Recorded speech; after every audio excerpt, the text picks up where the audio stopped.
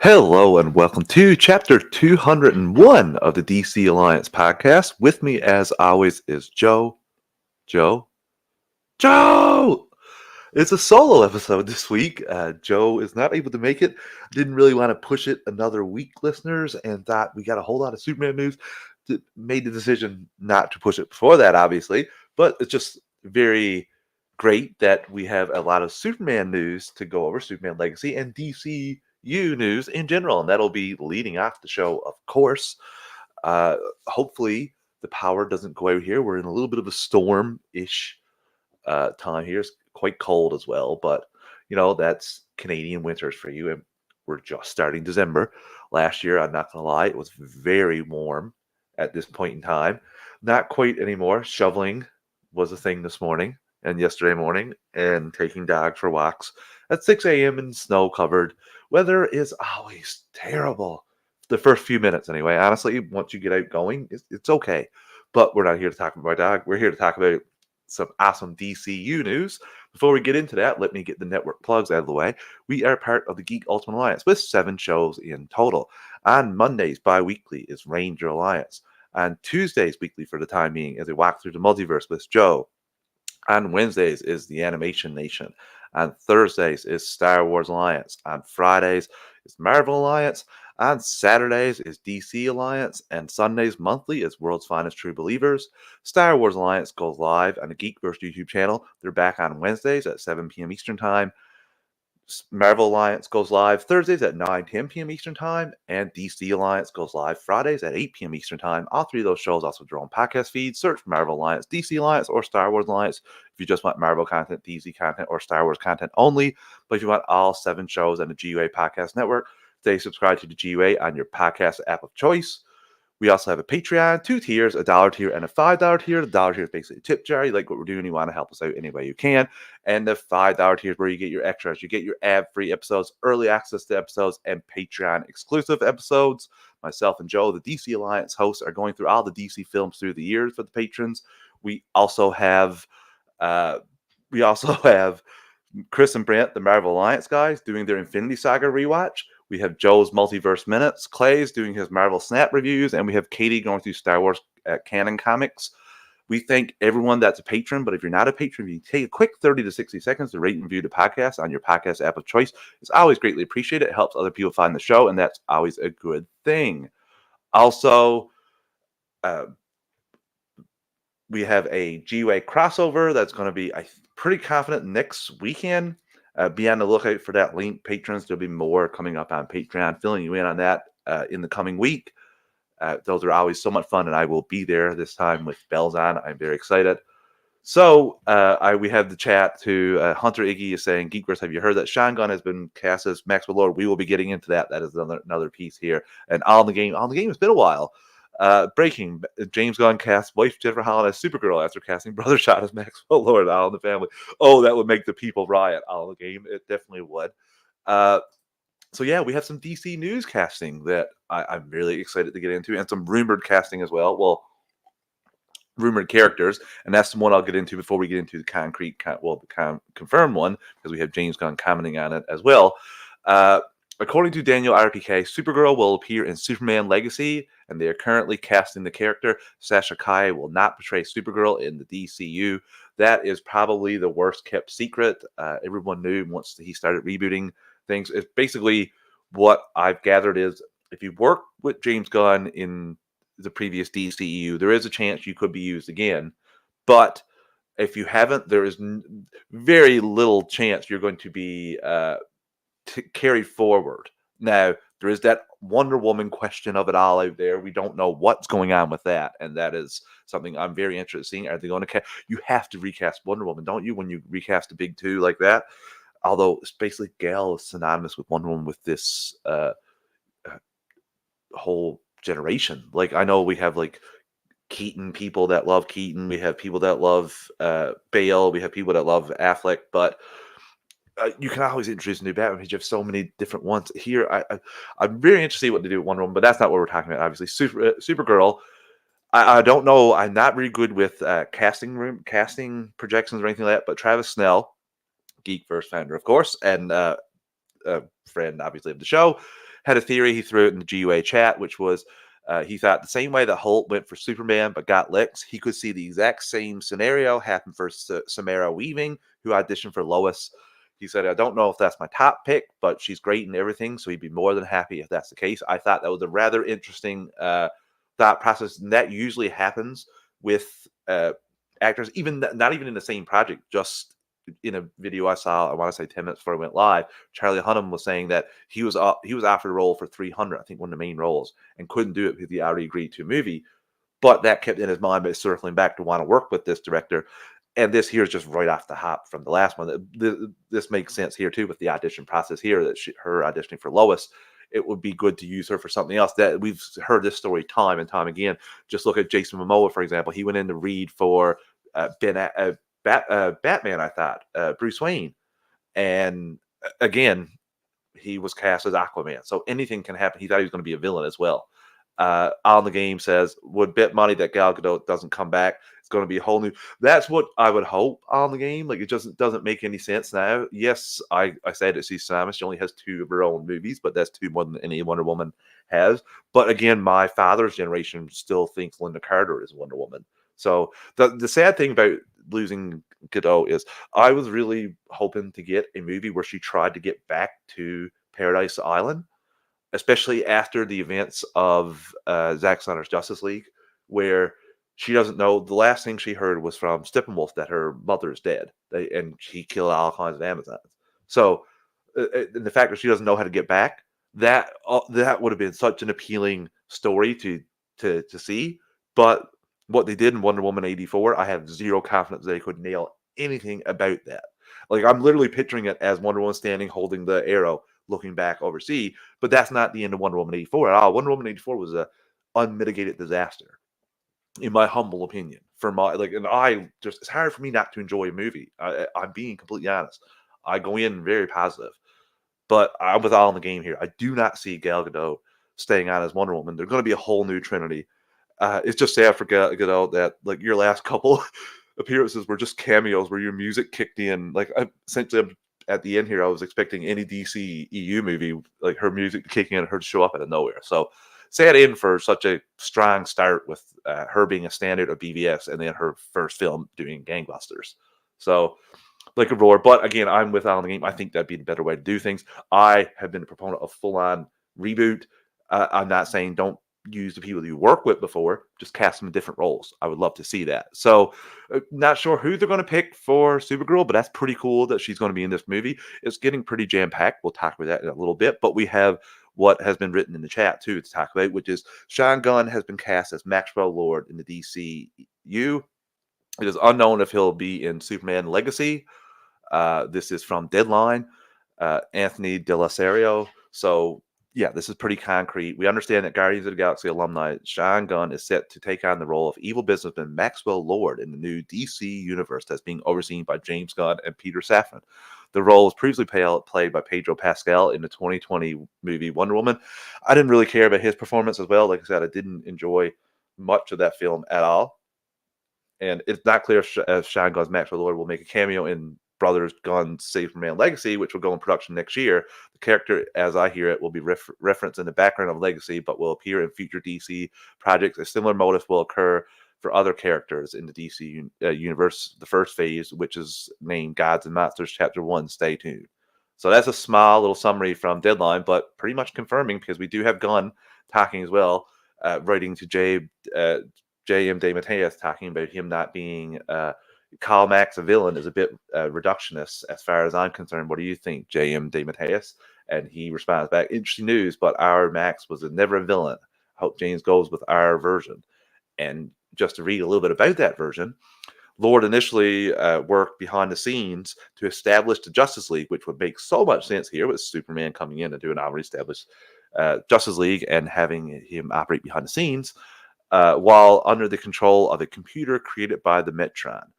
The computer wanted Lord to set up a world peacekeeping organization as part of his plan to dominate the world. A later retcon changed his controller to the villainous computer program Kilgore, which had taken over Metron's machine A much later retcon, how many retcons, mitigated the Kilgore and Metron's influence, stating that Lord already had plans for taking over the League with his company Maxwell Lord Enterprises, and he would have pursued them regardless. Lord's ruthlessness at this time is illustrated when he sets up a disturbed would-be terrorist as a villain for the League to defeat, resulting in the man's death. Later, Lord rebels against the computer's influence and destroys it. Once free of the computer's influence, Lord is portrayed as an immoral businessman, but not a real villain. During the time that Griffin and DeMatteis were writing Justice League, Lord is shown struggling with his conscience and developing heroic qualities, though he would remain a con artist. So, again, this makes a lot of sense to have Maxwell Lord here. If you're going to have him, most people, when they hear Maxwell Lord, think the villain. Obviously, he was the person behind the scenes, the main villain of the Justice League Mortal that never got made, that was so close to starting. Uh, I'm interested in this. Sean Gunn would not have been my first cast. He's mostly played odd characters. I have had the luxury of seeing him play one of the weirdest characters of all time on Gilmore Girls, as my partner is obsessively love that show, still do. Watch it. It's like her background. It comes and goes as her background show when she's playing with the kid or cleaning up. So I do those stuff as well. She doesn't do it all the time, not by herself. Just throw that out there. But yeah, I think this is interesting. It's a bold move because if it's not executed, he will obviously be open to ridicule. Not Sean Gunn, but James Gunn for casting his brother in a prominent role and him not executing. But everything I've seen with Gunn, he had the ability, Sean Gunn, to come up and down in terms of his performance, emotional, not emotional. I've never seen him play a full blown person behind the scenes, like business suits, always wearing suits, like pulling strings. Puppet master is what they're making him out to be at times, obviously setting up this terrorist against the League. So you would like to see a more seasoned person that could play that role, in my opinion, but I won't rule Sean Gunn out, and I'm not going to criticize James Gunn for casting him. Now he's in multiple characters in the DCU if they bring over the whole Suicide Squad film. But you know what? If anyone can do it, he can. So I'm excited for both of these castings. The rumored characters. Sorry, one casting and one rumored to be in this film. And I'm going to just read off the list of characters that are either rumored or confirmed to be in this Superman Legacy film. Superman, Supergirl, rumored, Lois Lane, Lex Luthor, Mr. Terrific, Green Lantern, Guy Gardner, Hawkgirl, Metamorpho, Jack Hawksmoor, rumored, the Doctor, rumored, the Engineer, rumored, Jimmy Olsen, Steve Lombard, Perry White, Pa Kent, Ma Kent, Jor-El, and Eve Tessmacher. So, I mean, quite the lineup there. Hoping this film is close to the 3-hour mark, if I'm being honest with you, with this about all these characters in this film. But again, I do think James Gunn, if anybody can do this stuff, I think James Gunn is the one that can pull this off. I am super excited for what we're going to get here going forward. It's a lot of potential. And again, guys, this is the first Superman film that we have going into production since 2011 or 2010. I can't remember when Man of Steel went into production. I want to say 2011. But it's been that long. We're getting all these key Superman characters cast. We're getting a new Superman. And I, for one, love Man of Steel and I always will. Can't take it away from me. Back there on the DVD shelf, comic book DVD shelf back there. Never going away. But I'm also, as a fan of comic books, would say this is a new writer taking on a new combo taking on a character. I'm going to give it a grand try, especially where this whole universe connects. This is the first time we're going to get this laid out plan with the DC world. And again, Gunn seems to be knowing what he's doing here. I really feel sad for Sasha Calle losing out, just playing Supergirl for all of 10 minutes. You were supposed to have your own film. You were supposed to replace Henry Cavill at moments in time. It again, getting caught in WB, WBD, WB, AT&T, whatever different entity was at the time, getting caught in their stupidity, in my humble opinion, stupidity. cause her to miss out a little bit. It's cool. I loved seeing her in action. Not that much of it, but again, it's sad because we saw such excitement when she got the role. But that's just showbiz sometimes. I'm sure she'll get other roles. She'll do other things, and again, she'll always have that film to look back on. But I for one am excited to see. I wonder, will it be like a post credit scene seeing Supergirl? Do you think that they would have her be in the middle of the film or something? I see that as something that Superman discovers at the very end of the film, that he has a cousin that's alive. I don't think Superman's going to know who Supergirl is, but that's just my guess here. Uh, on the game asks, is it the only DCU project in 2025? Creature Commandos, I think it's coming out in 2024 on the game, and that is the first thing in the DC universe. But Superman Legacy is supposed to kick off the DCU. You make sense of that. How is it? Obviously, and also Blue Beetle is coming from the DC EU. Well, I can't even really call it DCU, what he was in that time, just in his own world, because there was no DCEU references really. He's going in DCU too, but Superman Legacy is the kickoff of DCU. Might want to get some marketing and branding people helping you with the messaging there, James, for that, in my opinion. But yeah, it's the only big project coming out. I don't think there's anything else. I think the Authority is next on deck after Superman Legacy, which would make sense too in the whole scheme of things. So, but I don't know if there's any TV shows in between those on the game. They're still a little tight-lipped on this stuff, which again, I'm all for it. Get this Superman uh, movie off the ground and filming first. So we'll take our first ad break of the evenings. Listeners, we're an ad support network. We don't pick the ads or volume. I'm going to give you a quick 3 count to adjust your volume, and we'll be right back in 3, 2, 1. And we're back. Okay. Now that the DCU news is out of the way, we have a DCEU film coming up, the final DCEU film. And the promotion for this is well underway now. Aquaman and the Last Kingdom had a panel at CCXP. Of course, Frosty was there from Collider, and he talked about it essentially here that they played about 10 minutes or more of Aquaman 2 at CCXP 23, opening of the film, a few scenes from what looked like the first act, and the scene of Jason Momoa breaking Patrick Wilson out of prison. Footage looked fun and was loaded with action. Into the panel, they gave everyone free tickets to see the movie in 3D. Crowd went crazy for the cast. So I remember seeing this kind of stuff, but the first Aquaman film as well. So again, these are always positive things to come out. They had a blue carpet premiere as well in China, which China was big for the film last year, and it basically looked like James Wan and Jason Momoa were there in full force. And like I said before, the first Aquaman film opened at 93 million in China, and in total 291 million. Uh, it's still the highest grossing DC film of all time, obviously, but it didn't do as great domestically as it did internationally. And the DC EU are taking quite a few hits lately, and also checking in on the China uh, box office sort of thing. James Wan's box office record in China has been like top notch. He has the Fast and Furious that earned 390 million, Fate and Furious that earned 392 million.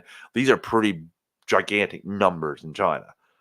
And obviously his Aquaman, the first Aquaman film as well, which made a whopping 290 million in China, which again, I haven't seen any film hit that since. Uh, so I will be interested with DCU how this film is going to do internationally. I'm excited to see it, but again, there's not a lot of people. Tickets aren't available yet for me. I'm assuming by the end of this weekend they'll be available to buy using the app, but right now, not at all. So again, that's a little sad. We have a new trailer that I'm going to go over with you guys. Just give me a second here to load that up. It's a just Japanese trailer. Go to throw in the closed captions here. and share my screen, and we will get talking.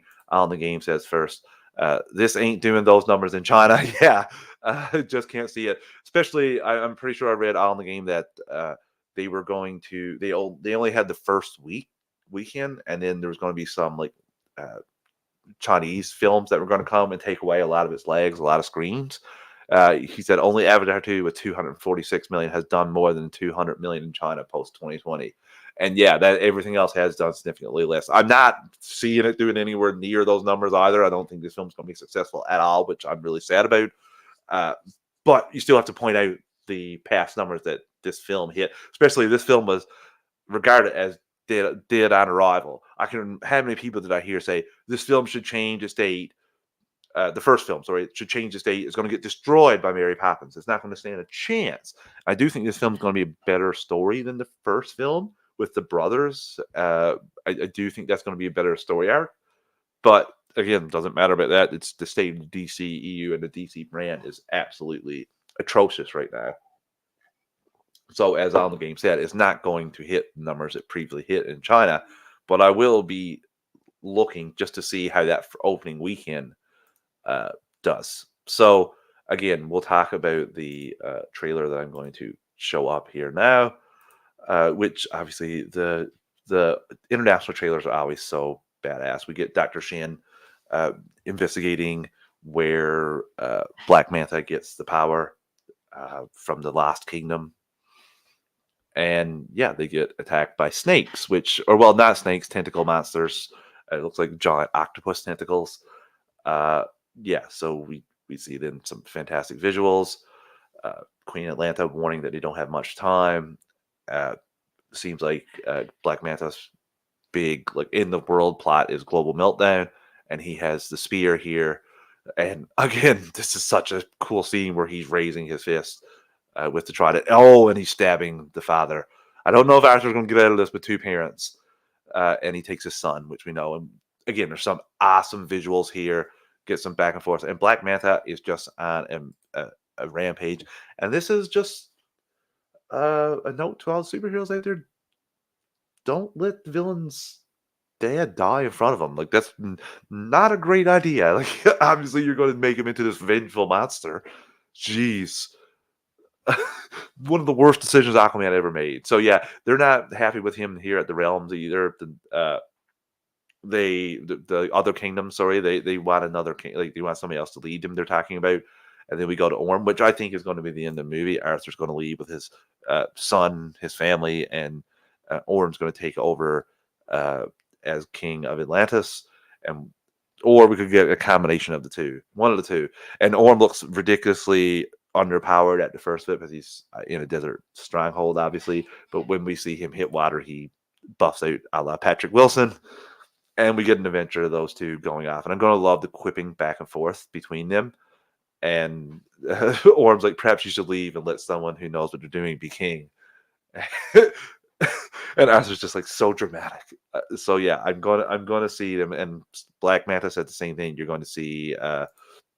I never expected to see you two fighting alongside of each other, and then we see them fighting these sharks that I wish it was king shark. I'm not gonna lie, even the same species as king shark, but we don't get that at all here. And then we get, like I said, we get the uppercut of it. It looks like a hammerhead shark, and we get Orm and Arthur fighting together against Black Manta. And it looks, I gotta pause it here again because we get Black Manta over Arthur's son as he says, "Get away from my son." He looks like he's going to stab him. I wonder, will Arthur get his hand chopped off? Will we get some callbacks here? This is going to be the end, and I think they know that this was the end. I don't think they thought they were going to get a third Aquaman film, so I think things are just going to bounce at the wall here. And again, we see that final showdown between Black Manta and Aquaman. This all looks fantastic visually. I am very excited for this film. You see on my tabs as well. Again, this is going to be a good film. Most of the DCU films I've really enjoyed, even the ones that have bombed. On the game says Waka is getting good buzz, so it's going to have competition domestically. Direct competition too on the game. Let's say that direct competition because guess who owns Waka as well? So let's talk about scheduling, which I will say has been a problem for WB far before Discovery took over. But if you get curtailed by Waka, what a terrible, terrible decision that is. Like, again, I don't understand. They moved this up a couple days after knowing the buzz from. it's I don't. Sometimes I can't explain WBD. Like, even if you're trying to set them up to sell, I can't explain some of the decisions of WBD. And this is another one right there. Like on the game says, with Waka coming up and again having great buzz, not looking as great for Aquaman and his money. Uh, and again, it's just wild when when the company owns both films and you're cutting your legs out from under you. Who would have thought, right? So, like I said, that was a great trailer. I thought it was great, and we will be watching China's box office. We also got a quick little uh, TV ad hit for Aquaman showing catastrophes all around the world, and then Black Manta saying he's going to take everything from Aquaman. And I will say, as a fun side note, last night I watched back-to-back ice hockey games on the TSN app, and every commercial break there was an Aquaman spot. Most of them were the same spot, but every single commercial break. So they're pushing that a little bit here now because I didn't see that for some of the other films. I think the last one I saw that for was uh, Black Adam. Yeah, that's the one. So I haven't seen them push as much since then. Even with the Flash, Flash was more Tom Cruise. Every person thinks this is wicked, so you should go watch it. It was the weirdest kind of marketing I've ever seen for the Flash. It's more so like all these cool people thinks this is a really cool film. This is one of the best films. You should go see it. And the hyperbole uh, at the start, like before anyone got to see that. That's the other thing. It was like 1 week, couple screens for a whole lot of people. Another week, same thing. Another week, same thing. Before we got to actual release, and everyone's hyping up, saying like best DCU film, best DC film ever, best one ever. Respect people's opinions, but you overhyped that, and it did not deliver for me. So I think this delivered because I really enjoyed the first Aquaman, and James Wan I completely have faith. But like I said, it was on nonstop on the TSN app last night, which was wild. Uh, on the game says likely less likely to provide complete completion, but there's color purple from competition. Sorry, but there's color purple as well from WB. You just can't make it up. You just can't make it up if you try. You'll get the Prince fans out there for that. I think that's the documentary about Prince or the film about Prince. But again, you can't fix stupid when it comes to that stuff. And sometimes I'm just looking at this from a strictly accounting background. That's all I look at it from. That's what I try to look at this stuff from. And the numbers, it just doesn't make sense why you wouldn't spread this out more, especially when you shift Dune and throw it all the way ahead. Like, who adjusts on the fly for you? For like, who makes these decisions? Like, you moved away. Why wouldn't you set Aquaman up next to Marvels? Or why wouldn't you set Whack up? Why did you think that was going to destroy you? I don't know the projections anymore. It just a lot of people should be losing jobs, if you ask me, that really have a lot to play there. And the final thing about Aquaman and the Lost Kingdom, I don't even know how this is possible this early without anyone having to see the film. Aquaman and the Lost Kingdom is a finalist for Best Visual Effects at the 2024 Oscars. Uh, Again, the first film should have won. I thought the first film was stunning visually. On the game says the trench part was my favorite bit from the first movie. Agree with you too. Thought it was amazing, terrifying. James Bond in his element. The other one that I will say uh, was him using his powers, or him getting his powers for the first time with the Trident. That was pretty cool as well. When he walks out from that as full suit. Obviously, we got that ruined in the trailer. If you didn't have to see any trailers and didn't see him come out, snap down, and show the Aquaman suit, and you saw that for the first time in the film, you would have thought, "Holy crap, that was such a badass like scene." But again, I'm with Alan the game here. The trench was the best part of that film, and he said there's more. We're going into the Lost Kingdom, so there's more craziness in here, Alan the game. So we're going to get to see him flex his horror muscle a little bit. I'm really excited for this film. Really enjoyed the first Aquaman film as a swashbuckling adventure, romantic adventure, rom com. Uh, but this one, I'm really, really more pumped because we got brothers trying to get back to being brothers. They never were brothers. So, uh, and one wants what the other one has, and I don't know if the other one wants what he has. So, Very interested to see what they're going to do with Aquaman. I hope it does well. Just for Jason Momoa's sake, I think you have a lot more bargaining power to come to the DCU as Lobo, because that's what's happening, listeners. He's not coming back as Aquaman, unfortunately. This is his final goodbye as Aquaman, unless there's sometime down the line James Gunn gets to a crisis level event. Then we could see him show up as Aquaman, same thing as some of the other old cast. But you really have to have things work out quite well for that to happen. And then on the game says the VFX budget on Godzilla minus one is 15 million. Budget is incredible. The same as the creator on an 80 million budget. That character category is loaded this year. Yeah, and Godzilla minus one is having such buzz. I haven't had a chance to get out to see it yet. I'm gonna blame the 8-month-old. He's awesome, but I'm gonna blame him for that because essentially after work it's just all about him. So I'm looking to knock out a few films here in the next couple weeks because my partner Allison will be going out to the in-laws a couple days earlier than me this year. I have a few extra days of work, so I'm going to get in a couple films on the game in the evening time. Aquaman is right up on there on that list. Obviously, that is already for the Thursday night that it comes out, but there are a few other ones, Godzilla minus one being one of those, that I am trying to get to see. I don't know if the timing is going to work out where I think it'll be the next week, so I'm hoping it gets an extra week, especially here in this island that I'm at. Sometimes films stay a little longer, so yeah, fingers crossed. It's here right now, so I can't sneak out. Again, can't get the luck. 2 weeks ago, Allison's mother was in helping take care of the baby. I could easily slipped out. There was nothing on to watch, nothing that I really. So again, well, besides some TV shows, but yeah, really excited for Aquaman. I hope it does well. I don't know if it's going to, like Alan McGee said, I don't know if it's going to win visual effects. The shocking thing is Oppenheimer never even got into that visual effects category, I think. So, which is wild because, yes, it's practical, but I still think, well, yeah, I don't know if there's a separate category for both of those. If there is, awesome. So again, we'll be watching Aquaman's box office. We'll be reviewing it here live, of course.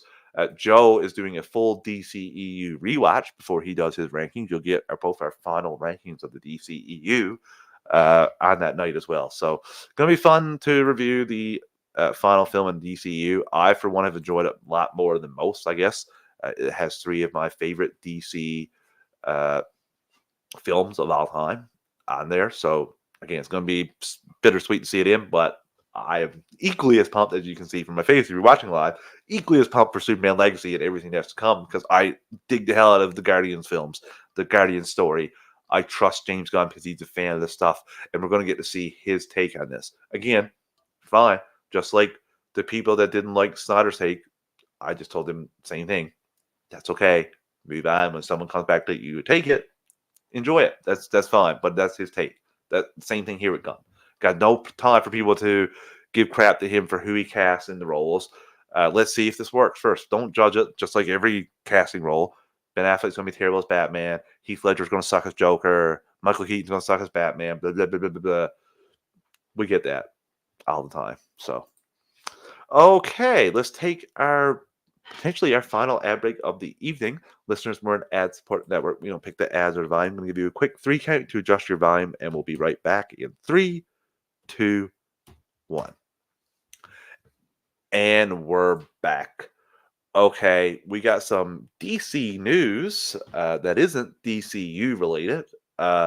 First and foremost, a clip from Crisis on Infinite Earths that we're getting from the Tomorrowverse came out from IGN exclusive. So we are going to check that out. I'm going to put on the closed captions, share my screen.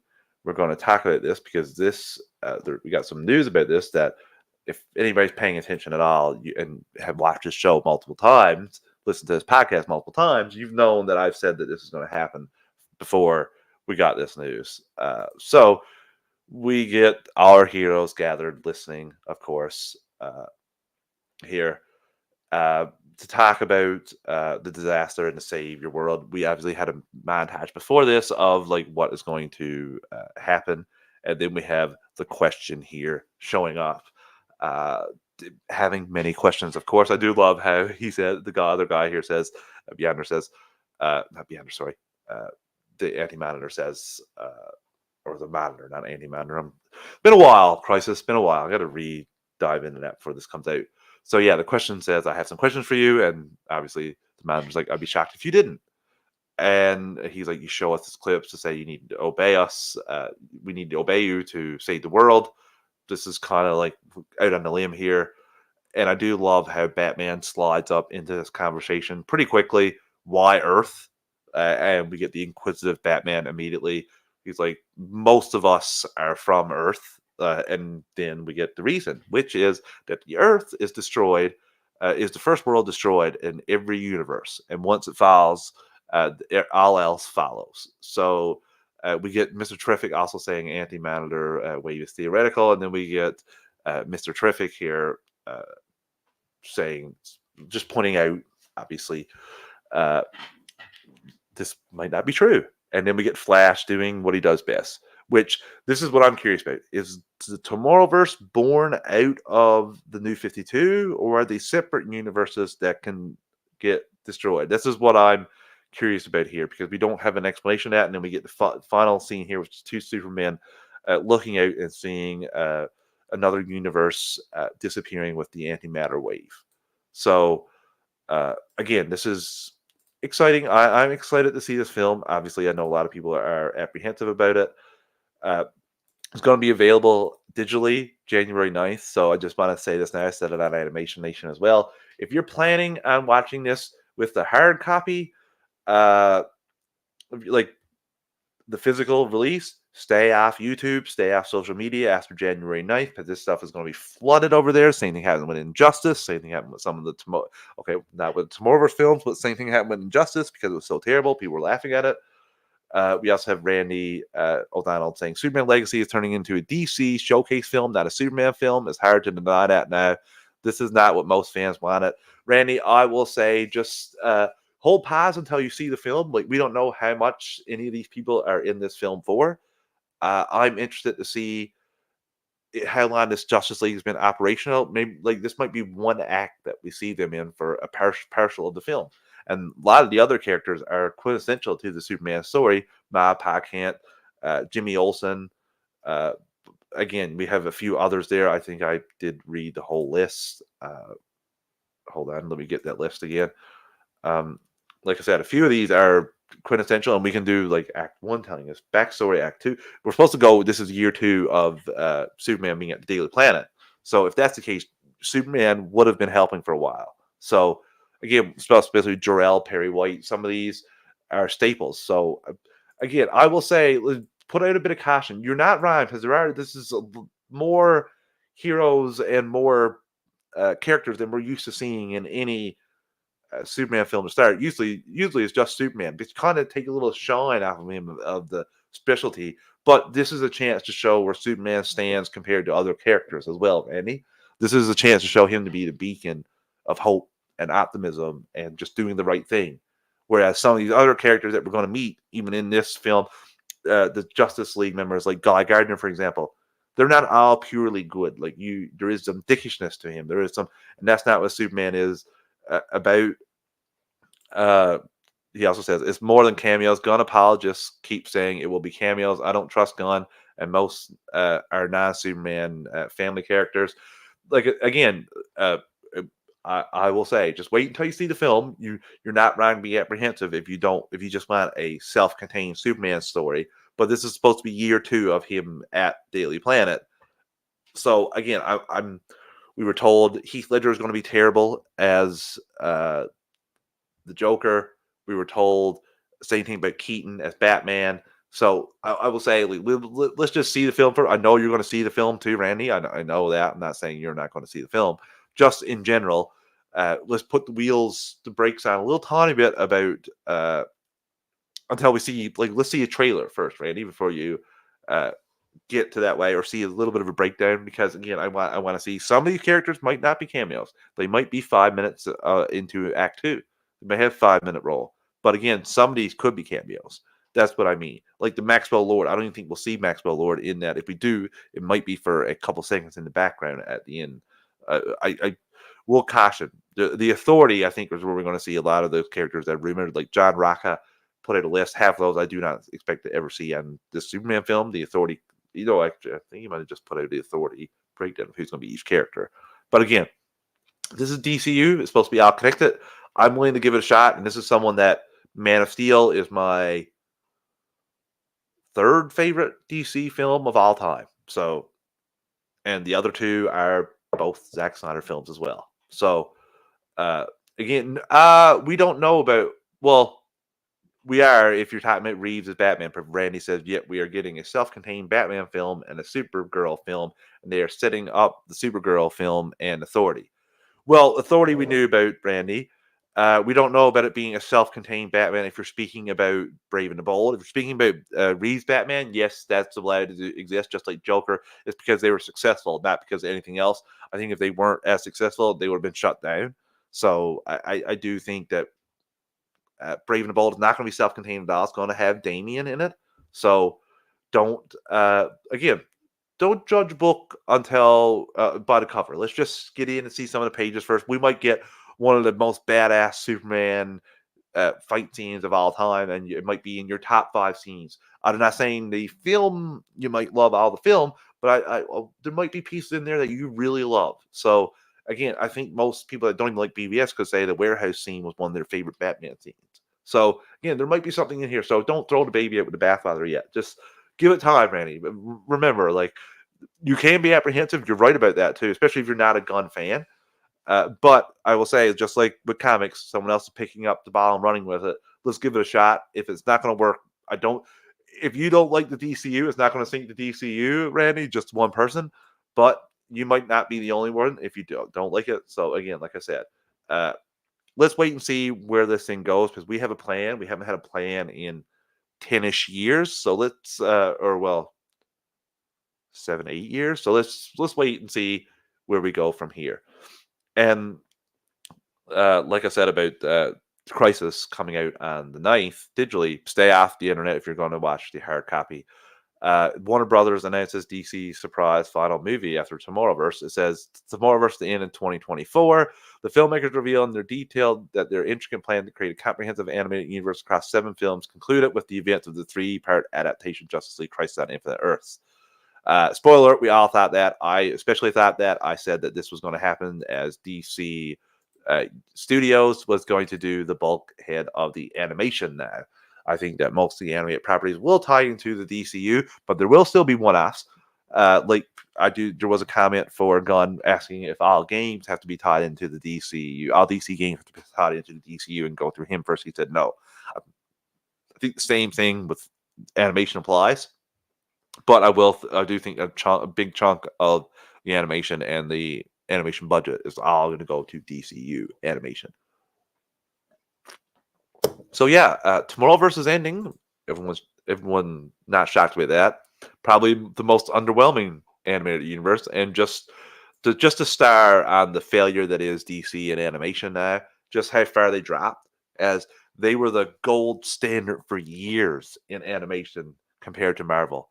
And then we get the Spider-Verse films, and they just stand alone now. They're just up on top looking down. Well, in quality, I'm sorry, but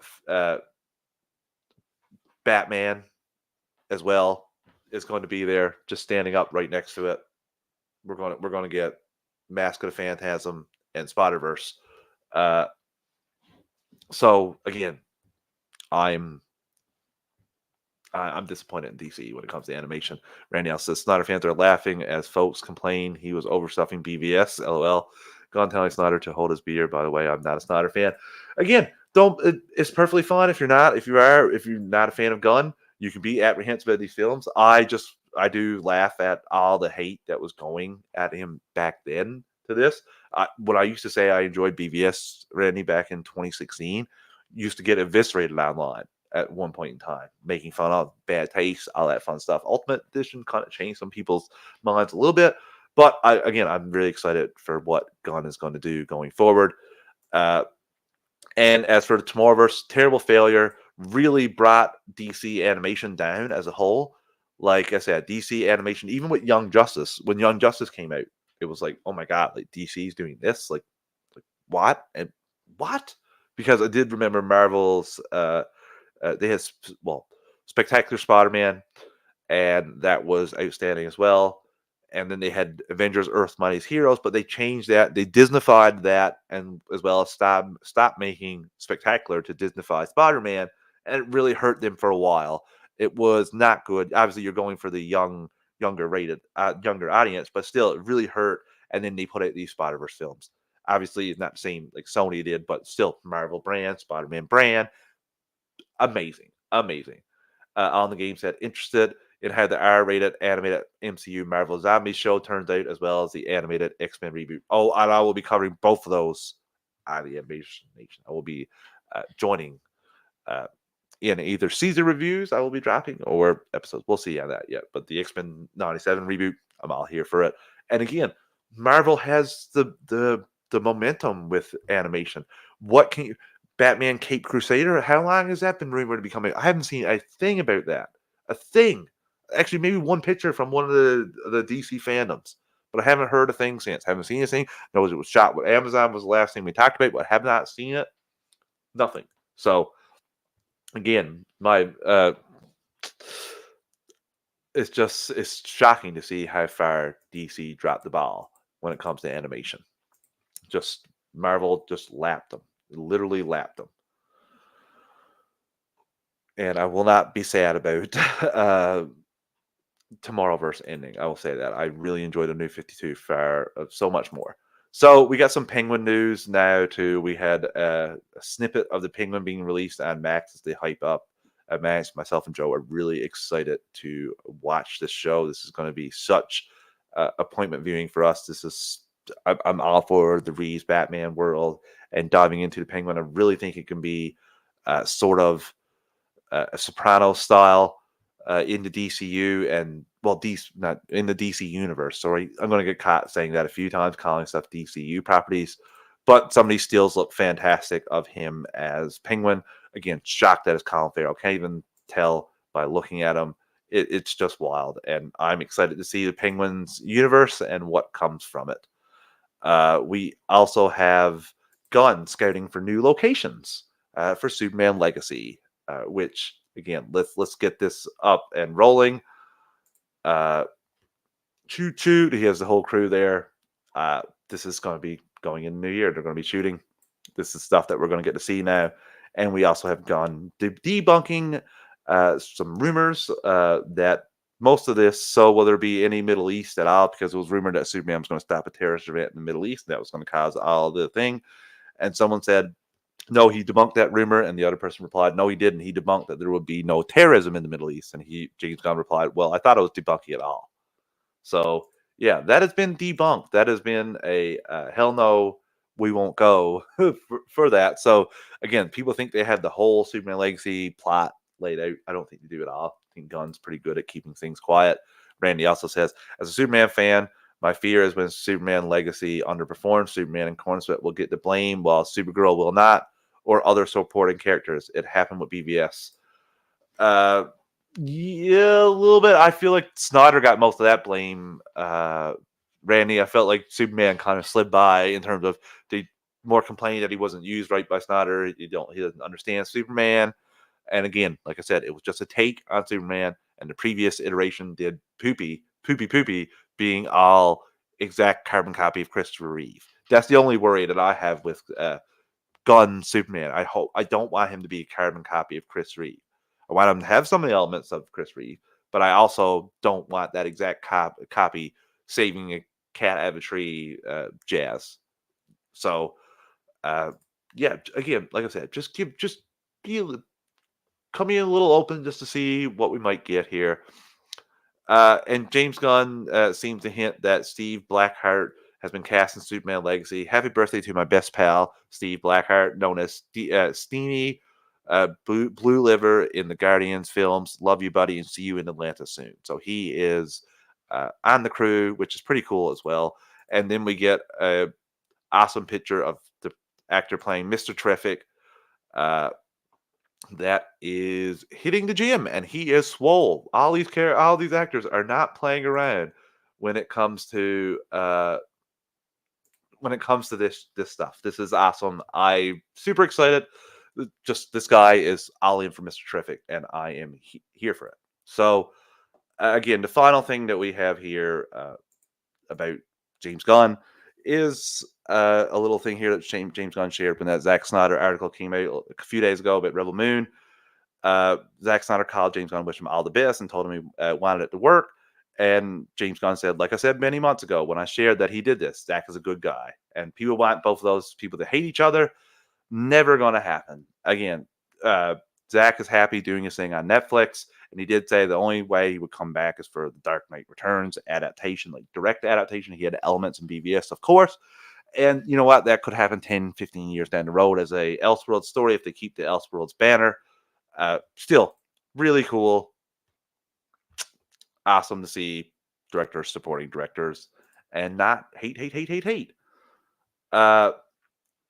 So also Superman, Christopher Reeve story. The documentary is going to premiere at the 2024 Sundance Film Festival. It's been moved up to kick off the first night, opening night gala. So yeah, this is going to be a pretty cool scene. It says, never before seen home movies, an extraordinary personal archive reveal how Christopher Reeve went from unknown actor to iconic movie star as the ultimate screen hero. He learned the true meaning of heroism as an activist after suffering a tragic accident that left him quadriplegic and dependent on a ventilator to breathe. So it's the opening night gala film. I'm excited to see this film. This is one of those ones that I have checked off as a film. Who knows? So, we have potential casting here as well. Well, rumor casting, we'll say, because Ben Schwartz, who has voiced Plastic Man before, has been given some love to Plastic Man on social media. And I, for one, am hoping that he gets cast in this role. I think he would be perfect for it. Please give me some Plastic Man. That's a character that I think James Gunn would nail. And the final bit of news here is Netflix has bought DC. No, I'm just kidding. They've got some DC films in their catalog, but they do not have.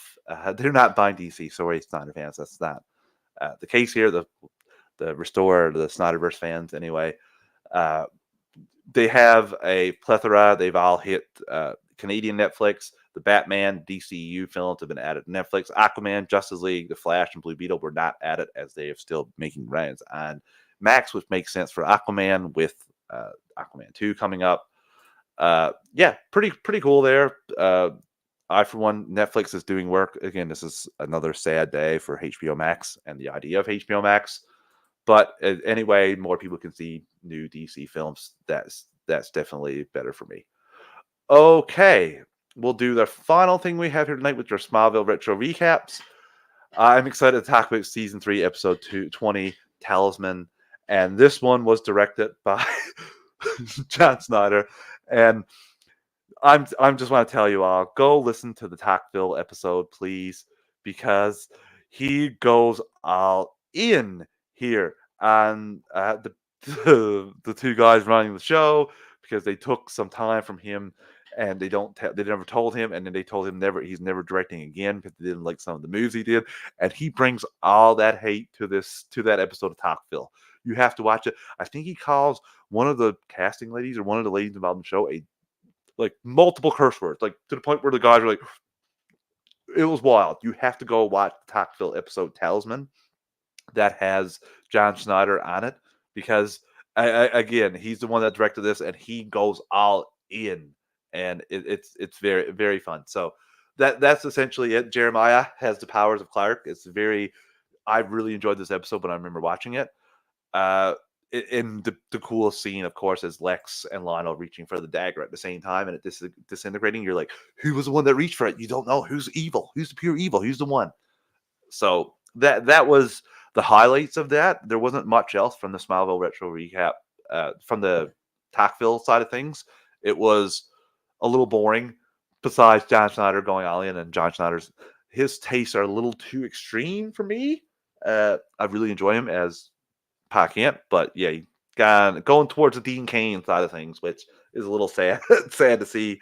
But I will recommend that episode. It's very enjoyable, especially the Lionel X stuff. and then both of them grabbing for the dagger. Just little elements that are adding to the Smallville lore. Sad not to talk about this one with Joe.